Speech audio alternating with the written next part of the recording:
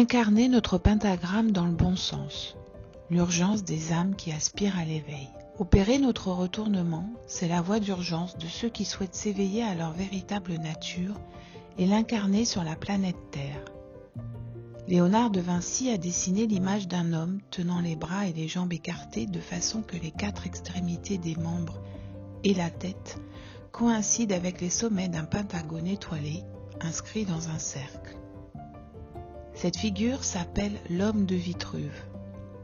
Pour tracer ce pentagramme dans lequel s'inscrit l'homme, il faut employer la proportion dorée.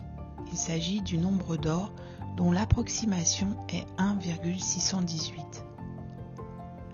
Par l'application du nombre d'or, l'homme est un symbole d'harmonie et de vie dans tous les sens du terme. Lorsque nous réalisons l'incarnation de notre nature divine sur Terre, nous sommes une étoile à 5 branches, les pieds posés sur la Terre. Nos 4 sens et les 4 éléments en nous sont reliés au divin et à la quintessence, le Christ. Le 5e élément a pris place dans notre corps de chair.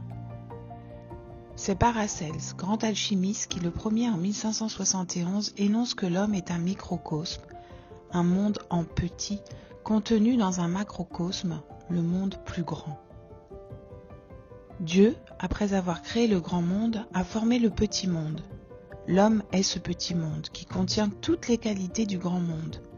C'est pourquoi on l'appelle un microcosme. Et comme dirait Paracelse, l'homme est la quintessence du firmament et des éléments, du ciel et de la terre. Notre âme, notre principe féminin animateur, se trouve dans notre corps physique et elle aspire à s'éveiller à la vie afin de retrouver son roi, l'esprit. L'esprit ne peut rejoindre sa reine que si celle-ci est éveillée et a les 2 pieds posés sur la terre. Tant que l'âme et l'esprit ne sont pas réunis dans un corps de chair, nous ne pouvons enfanter la vie. Comment pouvons-nous enfanter la vie si notre pentagramme a la tête en bas? Difficile d'enfanter la vie la tête en bas et les pieds en haut, n'est-ce pas? L'esprit, dans sa vibration en lien avec la vie, ne peut pas faire couple avec un féminin esclave et manipulé, maintenu la tête en bas et les pieds au ciel. Le monde divin est notre véritable nature, et pour pouvoir l'incarner sur notre terre, nos 2 pieds demandent à y être bien posés et enracinés. Le monde divin n'est aucunement le monde spirituel qui est encore en lien avec de nombreux égrégores de sacrifices, de survie et de mort. Suivre le chemin d'un saint est encore là aussi un acte spirituel, mais aucunement un acte qui tente à éveiller l'âme dans notre corps de chair afin que l'esprit puisse prendre place à ses côtés.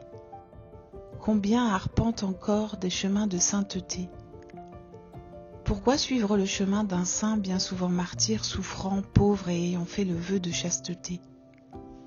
Qui, à travers nos pensées, nous incite à faire ce chemin, la vie ou la mort? Arpenter un chemin spirituel, c'est encore marcher la tête en bas et les pieds vers le ciel. Il nous est demandé aujourd'hui de marcher la tête haute sur un chemin terrestre, puisque nous sommes déjà divins dans notre nature originelle. Dans les rituels satanistes, le pentagramme inversé symbolise l'homme dominé par la matière dans sa forme illusoire. Le pentagramme inversé symbolise l'homme dominé par les forces astrales.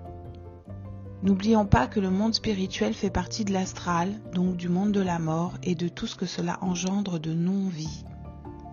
Afin que l'alchimie s'opère et que l'esprit prenne place auprès de notre âme, dans notre corps de chair, nous sommes appelés à réunir nos principes mère-père, âme-esprit, féminin-masculin.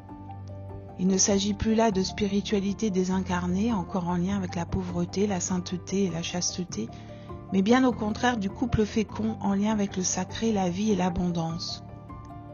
Par essence, l'être humain est divin, et cette divinité demande aujourd'hui à prendre place dans notre corps de chair, auprès de notre âme éveillée dans sa souveraineté.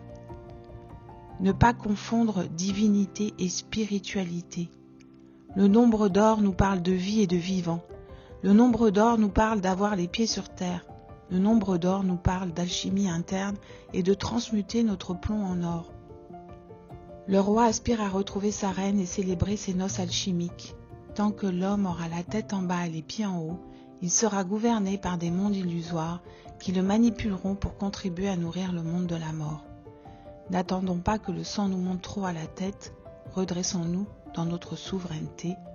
Les temps appellent au retournement.